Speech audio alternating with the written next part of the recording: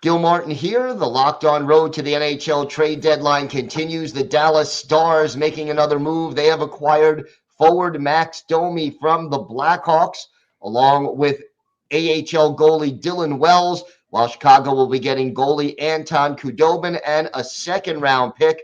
Dane Lewis of Locked On Stars joins us today to talk about the deal from a Dallas standpoint. Dane, what does Max Domi do for the Dallas Stars?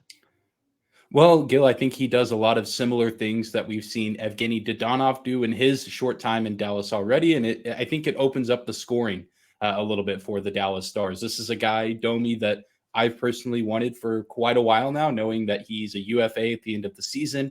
His cap hit isn't too big, and he's been one of the best performers on the Blackhawks this season.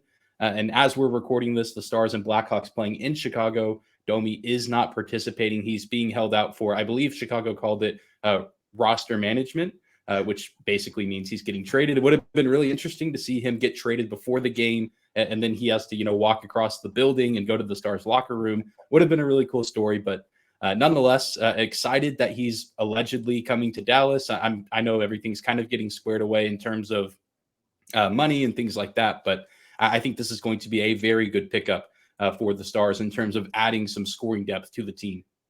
You mentioned scoring depth. Where in the lineup do you think he fits, and who do you think his potential line mates will be?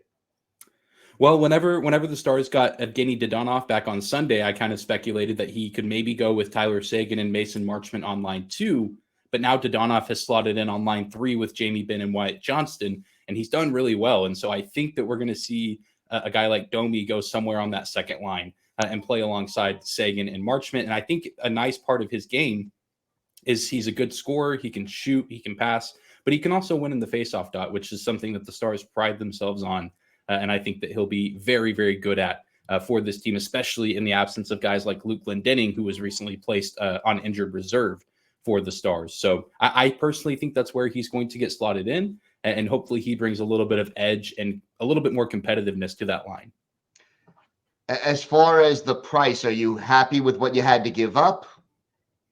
Yeah. I think it works out pretty well. I know really right now the details just say a second-round pick. I'm not sure what draft this second-round pick is coming from. If it's the 2023 draft, the Stars are now without a first, second, and third-round pick.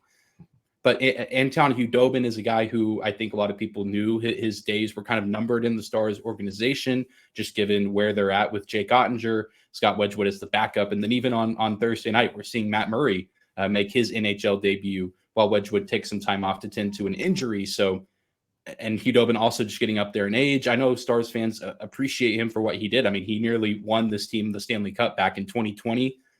So I really think that this is a pretty good price for a guy that I don't think is going to be just a rental. I think if he performs well, the Stars are going to look to bring a guy like Max Domi back long-term, because I think he would fit in really well with this group, both on and off the ice. Well, that certainly makes a big difference as far as, what you had to give up and the future for Max Domi. So we'll definitely keep an eye on that. Dane, do you see any more moves, or do you think the Stars are done at this point?